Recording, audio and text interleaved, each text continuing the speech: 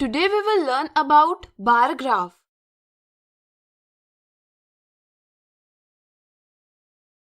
You must have seen the bar graph many times.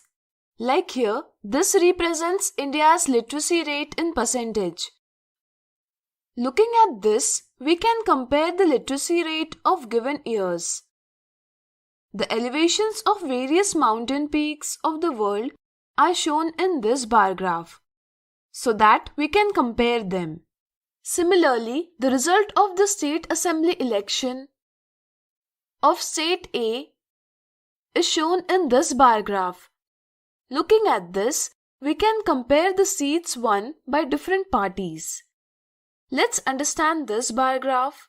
In this bar graph, there is a horizontal line which we call the x-axis and the vertical line that we call the y-axis.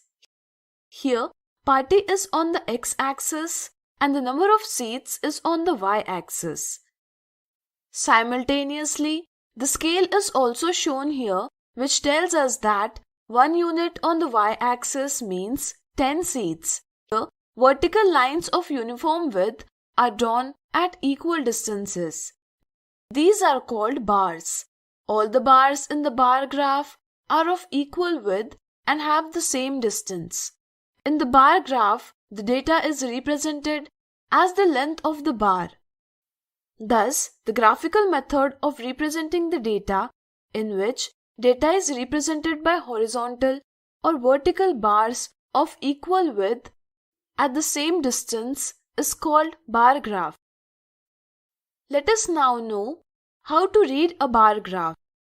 Here we see that the length of bar made for party Q represents 56 seats. In this way, we can say that in State Assembly elections, party Q won 56 seats.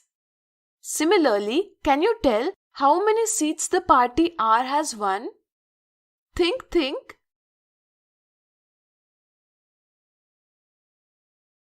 Absolutely right. For the length of bar made for party R, we know that party R has won a total 54 seats. The comparison of data becomes easy with the help of bar graph, as the maximum length bar has been drawn for party P.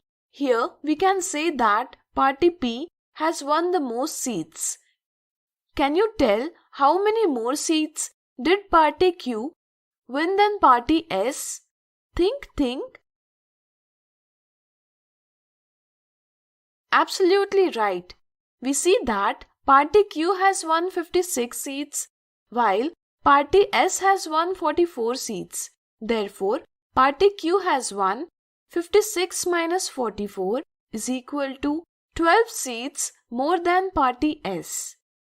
Here we have shown a vertical bar graph. We can also represent it horizontally, wherein we show the parties on the y-axis and the number of seats on the x-axis. We call this bar graph the horizontal bar graph.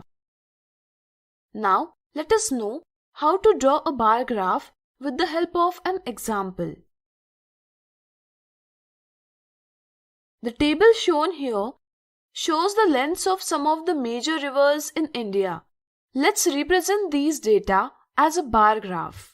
Draw two mutually perpendicular lines on the paper. The horizontal line is the x-axis and the vertical line is the y-axis. Now we will show the names of the rivers on the x-axis and the length of the river on the y-axis. Now we will choose a convenient scale. Can you tell which convenient scale shall be taken to show the length of the river? Think. Let me tell you, the longest length here is 2900 kilometers and the shortest length is 800 kilometers. In order to represent both correctly, we can take a convenient scale in this way. We can take 1 unit is equal to 500 kilometers. The number will show numbers on the y-axis according to the scale. Now we will draw the bar according to the length of each river.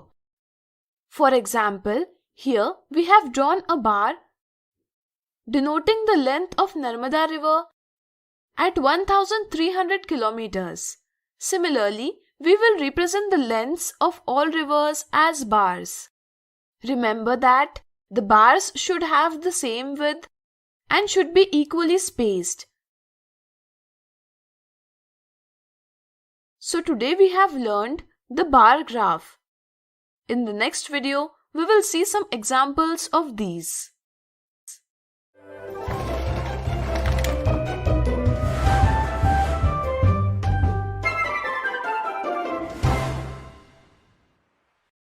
Today we will see some examples related to bar graph.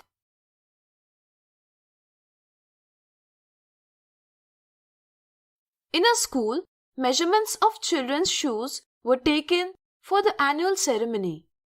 These are as follows. Represent the given information in a bar graph. Let us assume 1 unit is equal to 20 students and draw a bar graph based on the information with a given scale. On the paper, draw the horizontal line x-axis and the vertical line y-axis. We will show the shoe measurement on the x-axis. Similarly, we will show the number of students on the y-axis by taking scale as 1 unit is equal to 20 students. Since the maximum value is 108, we will end the number of students on the y-axis at 120. Now, we will draw the bar in vertical for each measurement of shoes whose length represents the number of students. In this way, we will draw the bars for all measurements of shoes. Thus, we have drawn the bar graph for the given information. Next example, the bar graph shown depicts India's performance in the Asian Games. Read the bar graph and answer the following questions. In which year India received maximum medals? The longest bar in the bar graph has been drawn for 2018. Since the number of medals is denoted by length of the bar, we can say that India received the most medals in the year 2018. How many medals did India receive in 2010? From the length of the bar drawn for the year 2010, we know that in 2010, India got total of 65 medals. How many more medals India got in 2006 as compared to 2018? In 2006, India got 53 medals and in 2018, it got 69 medals. There is a difference of 69 minus 53 is equal to 16 medals in the number of medals received in the both years. Calculate the decline in the number of medals from the year 2010 to 2014. India received 65 medals in 2010, while in 2014, 57 medals were received. In this way, from the year 2010 to 2014, the number of medals has fallen from 65 minus 57 is equal to 8 medals. Next example. In 2017, a survey was conducted in India to know the number of newspaper readers. The details of some highly read newspapers are shown in the bar graph. Read this number and find out the answer to the following questions by yourself. Which newspaper has the most readers? How many people read the Hindustan newspapers? How many people read the Lokmat newspaper? What is the difference between the number of readers of Dainik Jagran and Lokmat?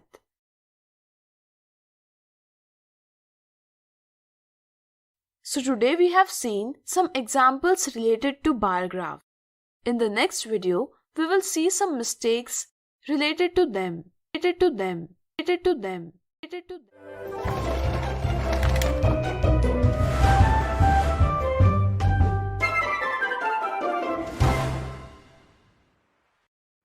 Today we will see some common mistakes related to bar graph.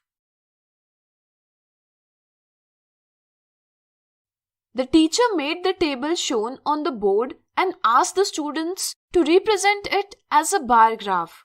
On this, a student made the following bar graph. Find out what mistakes the student has made in it. Mistake 1. The width of the bars in this bar graph is not the same. Mistake 2. The distance between the bars in the bar graph is not equal.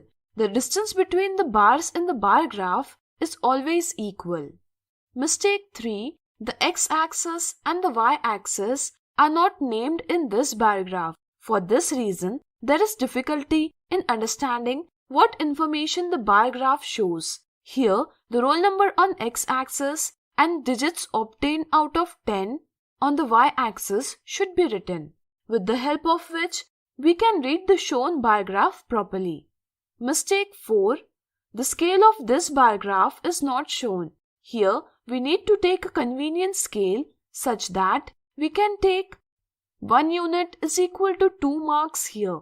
With its help, we can thus show the marks obtained on the y-axis. This will help us to read the bar graph properly.